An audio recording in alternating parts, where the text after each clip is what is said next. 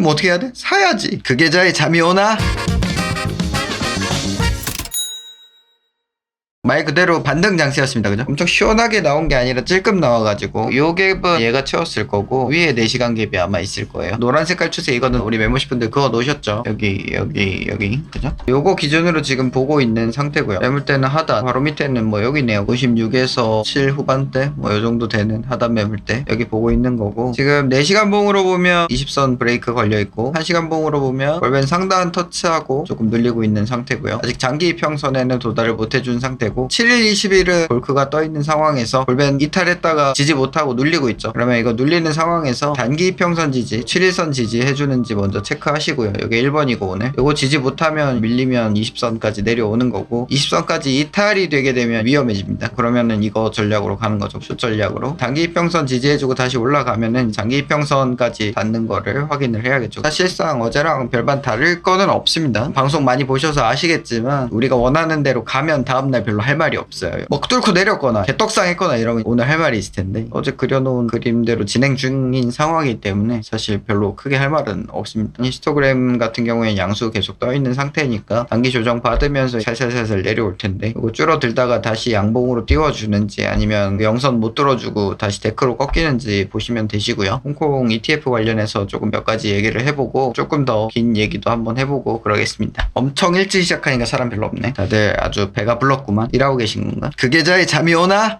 홍콩 ETF가 승인이 났습니다, 여러분. 눈여겨볼 만한 점은 이더리움이 부분적으로 ETF 승인이 났다는 부분이에요. 아시아 최초로 홍콩이 비트코인 현물 ETF 승인이 난 국가가 됐고요. 사실상 홍콩은 이꼬르가 중국입니다. 홍콩은 중국이에요. 물론 다른 데지만 거의 뭐 같다고 보면 돼. 그죠? 진핑이 형 왔다 갔다 하시기 때문에 이번에 홍콩 ETF 승인이 나면서 중코들이 수혜를 많이 봤죠. 네오 가스, 온톨로지 가스, 퀀텀, 중국 자금이 들어가 있는 코인들이 상승을 많이 하는 모습을 볼 수가 있었고, 지금은 조금 약발이 빠졌죠. ETF 약발이 빠지면서 다시 조금 눌리고 있는 상황입니다. 홍콩의 비트코인 현물 ETF 3가지 강점. 홍콩 비트코인 ETF가 현물 설정 환매 방식, 인카인드를 채택함으로써 시장 효율을 강화하고 유동성 문제를 해결할 거라고 분석을 했고요. 24시간 유동성 수요도 성공 요인 중 하나. 중국 투자자들이 정치적 중립적인 글로벌 통화 자산에 대한 강한 투자 수요를 가지고 있다고 분석했다. 홍콩 정부는 디지털 자산을 활용하는 것이 핵심 전략으로 규제 암호화폐 거래소 설립과 토큰화, 스테이블코인 발행을 위한 프레임워크 구축에 박차를 가하고 있다라고 합니다. 홍콩이 아무래도 친암호화폐 정책들을 많이 펼치고 있는 상황입니다. 홍콩의 SEC죠. SFC입니다. SFC는 ETF에 대해 현물 설정 환매를 허용키로 했습니다. 이거는 뉴욕하고 차별화가 일어나는 부분이죠. 뉴욕은 무조건 달러로만 되죠. 근데 얘네는 비트로 현물로 설정 환매를 가능하게 허용을 했습니다. 이게 굉장히 호재입니다. 그죠? 뉴욕보다 앞서 가겠다는 의지죠, 이건. 홍콩에서 옛날에 금 ETF가 상장을 했었겠죠. 이게 굉장히 성공적이었어요. 그래서 투자자들이 디지털 금으로 불리는 비트코인에 대해서도 강한 관심을 보일 수 있다라고 얘기를 하고 있네요. 그리고 이게 굉장히 중요한 얘기인데요. 뉴욕이 장마감이 되고 나면 홍콩이 장이 시작을 합니다, 여러분. 근데 비트코인 현물 같은 경우에는 24시간 돌아가죠, 차트가. 그렇기 때문에 뉴욕에 들어가는 자본들이 홍콩으로 흘러갈 가능성이 있겠다라는 얘기를 하고 있습니다. 일리가 있죠, 그죠? 코창들은 나처럼 잠도 안 자니까 장마감 사이에 있는 갭을 좀 채울 시간이 필요할 텐데 홍콩 ETF에도 투자를 할 수 있겠죠. 금 ETF가 성공적이었다라는 것도 뒷받침이 된다. 요거는 앞에 얘기랑 비슷한 얘기인데 홍콩의 의지가 보여지는 겁니다. 홍콩의 의지라기보다는 저는 이제 중국의 의지로 받아들이고 있어요. 중국이 이 정도면 거의 직접적으로 비트코인을 허용했다라고 저는 봅니다, 여러분. 중국 본토에서 허용을 해버리면 면이 안 서지 않습니까? 금지했었는데 또 얼마 안 돼서 허용을 다시 하고 이러면 면이 안 서기 때문에 홍콩을 통해서 하고 있는 게 아닌가라는 생각을 하고 있고요. 현물 이더리움 ETF까지 부분적으로 승인이 됐기 때문에 미국을 블록체인에 있어서는 앞서 가려고 하는 모습이 확실하게 보여진다. 거래소 계정 없이도 거래가 가능한 부분이 오픈이 됐는데, 홍콩 최대 민영 방송사예요, 방송사. 홍콩 시민은 암호화폐 거래소 계정 없이 증권 계좌로 비트코인 거래가 가능한 거예요. 증권사에서 거래가 가능한 거죠. 그것도 현물 환매 방식을 수용을 했기 때문에 투자한 거를 비트코인 현물로 받을 수 있습니다. 그죠? 홍콩에서 거래를 하게 되면 거래소를 통하지 않아도 비트코인 비트코인을 얻을 수 있는 방법이 생겼죠. 증권사를 통해서. 그럼 어떻게 해야겠어요? 증권사들은 현물이 있어야겠죠. 얼만큼? 거래되는 만큼. 나는 비트코인으로 받겠어 라고 하면 비트코인 줘야 됩니다. 그럼 증권사에서 뭐 있어야 돼요? 비트코인 있어야겠죠. 그럼 어떻게 해야 돼? 사야지. 비트코인 사야지. 그런데 이제 조금 한 가지 아쉬운 부분이 ETF가 승인이 됐는데도 하락세가 벗어나질 못하고 있다라는 부분인데요. 채굴자들이 반감기 이후 50억 달러 상당의 비트코인을 청산할 수 있다며 4에서 6개월간 지급될 수 있다라고 얘기를 하고 있네요. 그동안 얘기했던 겁니다. 반감기 전후로는 채굴자들의 매도세가 나올 수밖에 없는 환경이라는 거고, 이 매도세가 조금 줄어들고 나서 다음 사이클이 올라갈 수 있는 힘을 받을 수 있다라는 겁니다. 올해 반감기는 오는 20일에 발생하고요. 지금부터 3일 남았어요. 근데 뭐 반감기 딱 시작하자마자 바로 오르거나 바로 내리거나 그런 무빙이 있었던 적은 사실 없습니다. 넉넉 잡아 한 6개월 정도가 조정기가 있었다라는 얘기가 여기서 나오고 있네요. 물론 이런 의견도 있지만 실시간으로 대응하는 것만이 정답임을 이미 알고 있기 때문에 우리는 하던 대로 하면 된다. 차트를 살펴보면요, 반감기는 굉장히 긴 얘기이기 때문에 접어두고 ETF 관련 얘기를 먼저 해보면요, 여기가 뭐예요 여러분? 1월 12일 미국이 현물 ETF를 승인한 날입니다. 그러고 나서 떨어졌죠.